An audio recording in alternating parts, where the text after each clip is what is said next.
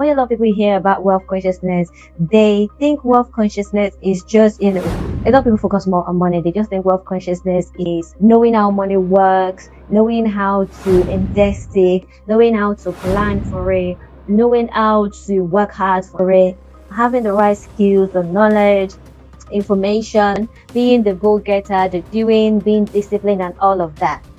Yes, I'm not going to say that is wrong. It is all part of it. But there is a whole missing structure and piece a lot of people miss. Firstly, wealth consciousness is not just all about money. Wealth consciousness is bigger than that.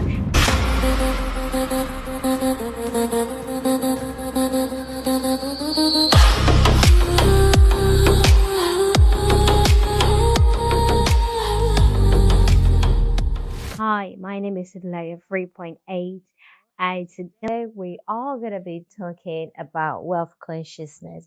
So, in my previous episode, we have spoken about potential, we have spoken about inner value.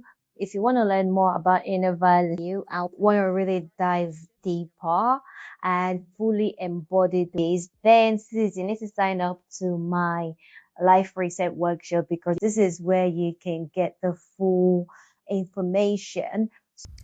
Eloquence. Just before we continue with the video, I want to use this opportunity to invite you to my Life Reset Workshop. Life Reset Workshop is a space for you to work with me for 2 weeks to see the patterns running your life, to see it, name it, and to change it. Once you know what is running your life, sis, it is easy for you to get what you want. What you want is no longer a debate. It is now yours for the taking. Back to the video. Money is like a shadow of our energy. So money is not something, even though we can see it physically, is not something tangible that we can see. It is created from the value of the energy we put into the things that we do. So, for example, if I really, really value a beautiful, nice sofa, I envisioned it in my mind or how I would like that sofa to be. I envisioned the colors, I envisioned the style. I have really made it out in my head with my imagination how I would like that sofa to be. But then I cannot make that sofa. So what do? I go and look for someone that can make that sofa. For me, now the value of that sofa, seeing it as grand, that sofa is unique, it's uniquely made because I made it in my mind. The value of what that sofa would do to me, it would allow me to relax, feel more at home, like I'm so at peace. It will also give me a massage. The value is enormous for me. So I would then go to someone that can create that sofa. So someone that can create that sofa will now think about the value of their energy that they are going to put into creating that sofa, the value of their focus they are going to use in creating that sofa, the value as well of their skills, all the experiences as well that they've acquired in the past, even the value of their wisdom, the value even of their patience. They're also going to value their imagination, even going along with the person, like going along with me to imagine what I want and fully bring it into life. So they're going to look at all that value and what is going to cost them. And they are now going to think, okay, because you want the sofa, but what I really want as well that I would need another person to produce for me is I would like a house. I cannot build a house. So I would say, okay, since you cannot build the house, I can build your sofa. I need to go and look for someone else that will build the house for me as well because I really value it as well. And then you now think, okay, so rather than not being able to exchange directly, you now say, okay, let's have some form of, you know, paper that I can take to someone else. So you give me that form of paper and pay me and I'll produce what you want. And then I will take that paper and give it to someone else and they will also produce what I want. And in that way, we can both have what we want. So in that way, we're all co-creative. We both agree on that. So I said, fantastic. That's a great idea. So I'm going to then get the paper that is valuable to the sofa that I want so that him too can take that paper and give it to someone else. And maybe that is valuable for the house that it wants, or maybe it might need to add some more to it or do more sofas to make it bigger, to make that value bigger so that I can go and buy the house. So that is it really. And that is what money is. And that is how money came into existence. So if you really and truly look at it, money is energy and it is values, inner values expressed out. So this is one aspect of wealth consciousness. Another aspect of wealth consciousness is self-confidence, self-esteem, knowing who you really are.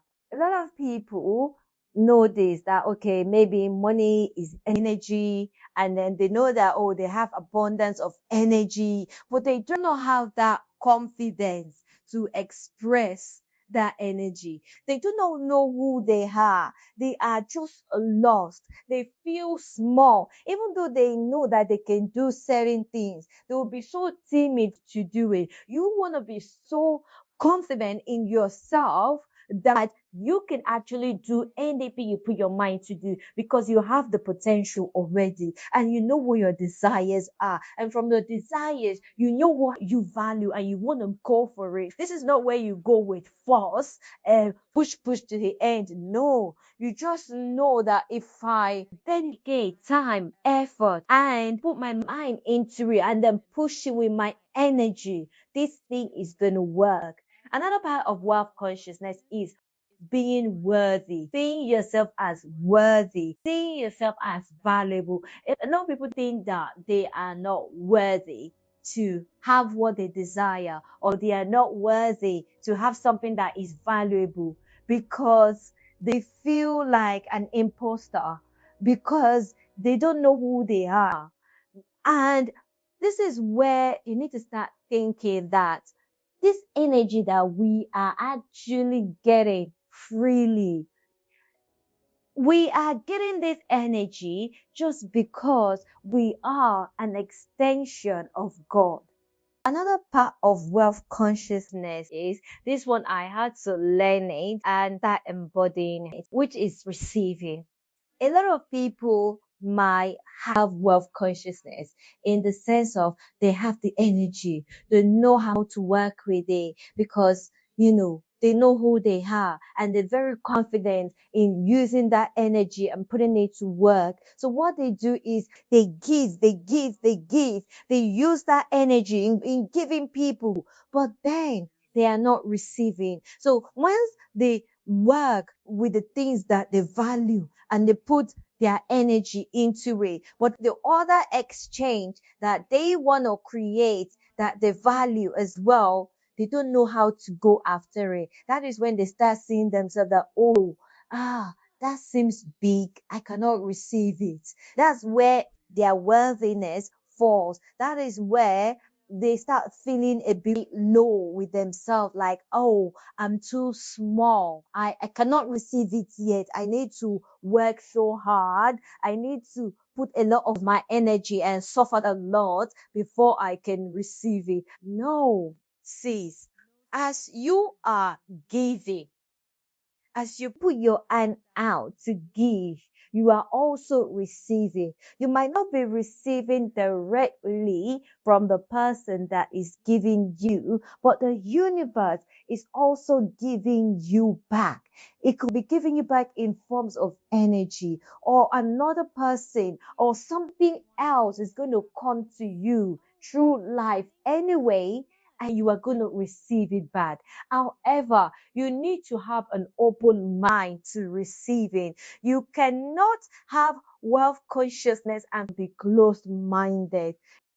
Now, the last bit that I am going to cover is that wealth consciousness mirrors your identity. And identity is something I talk about a lot.